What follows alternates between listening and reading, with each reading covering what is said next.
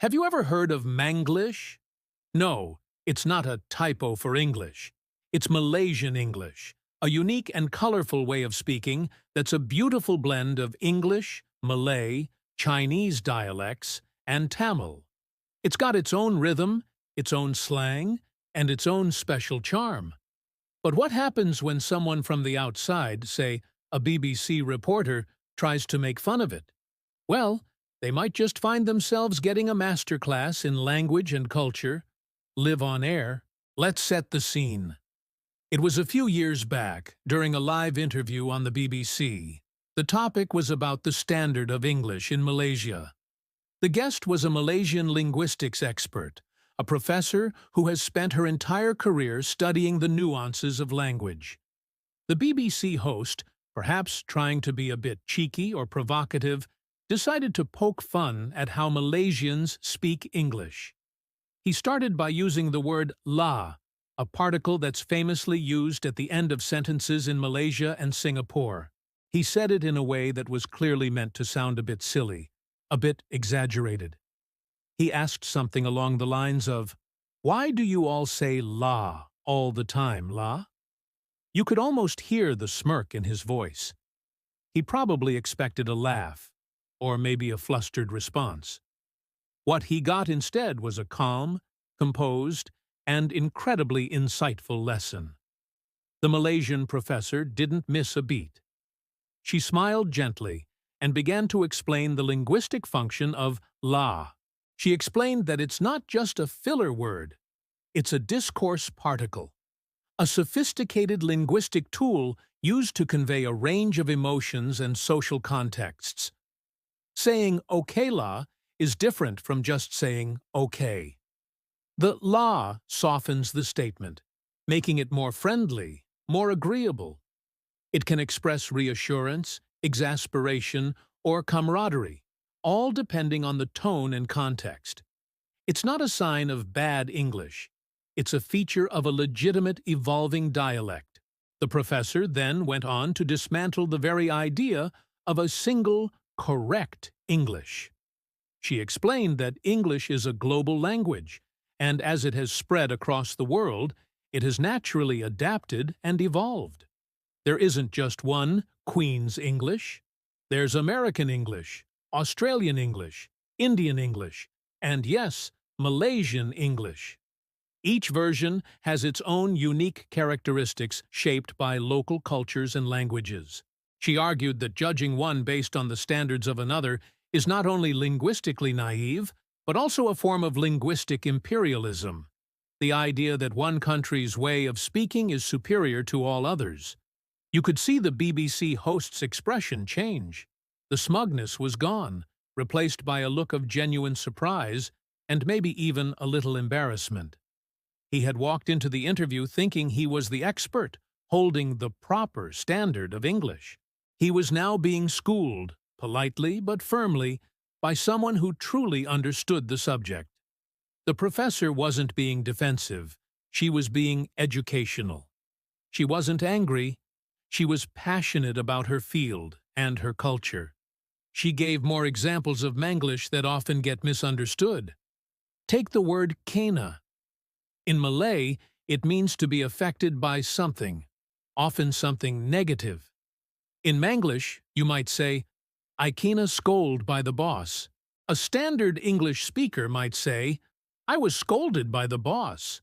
But kena carries a specific nuance, a sense of passive experience that was doesn't quite capture. It's efficient and perfectly understood by millions of people. Is it wrong? Or is it just different? Another classic is the use of can. If you ask a Malaysian, "Can you join us for dinner?" they might simply reply, "Can." Or if they can't, "cannot." It's direct, it's efficient, and it gets the point across. Some might call it grammatically incomplete, but within the context of Manglish, it's perfectly normal and correct. The professor explained that these are not mistakes. They are systematic features of a dialect that follows its own internal logic and grammar. The conversation then shifted to the broader implications.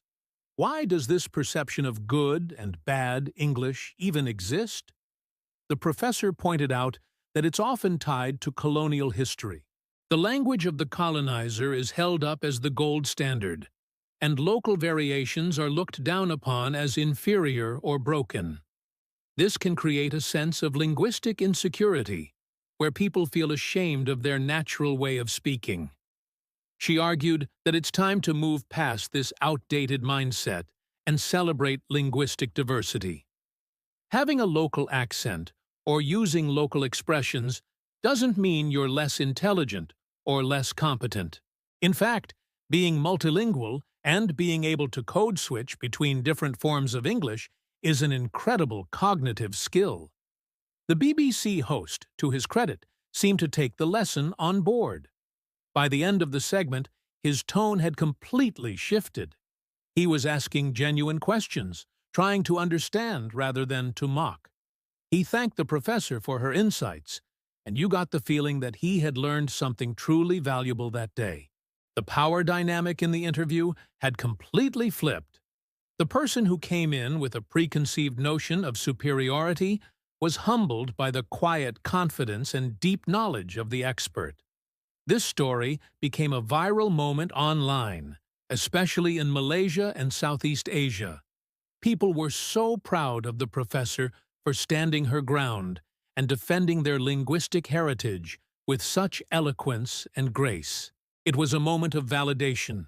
For years, many had been told that their Manglish was broken or improper. To see it defended on an international platform like the BBC was incredibly empowering. It sparked a huge conversation about language, identity, and post-colonial attitudes. What does this tell us? It teaches us that language is alive. It's not a static set of rules in a textbook. It breathes, it changes, it adapts to the people who use it. Trying to freeze it or claim that only one version is correct is like trying to stop a river from flowing. The beauty of a global language like English is precisely in its diversity, in the thousands of different ways it is spoken around the world. Manglish, with its laws and kens and its unique sentence structures, is not a corruption of English. It's a testament to the creativity and adaptability of the Malaysian people. It's a reflection of their multicultural society, where different languages and cultures live side by side and enrich one another.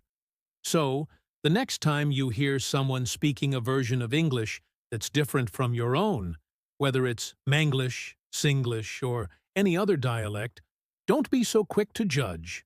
Don't be like that BBC reporter at the start of the interview. Instead, be curious.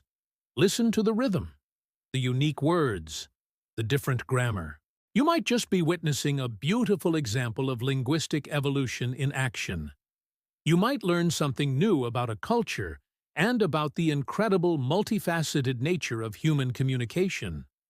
The professor on the BBC didn't just win an argument. She won a victory for linguistic diversity and cultural pride.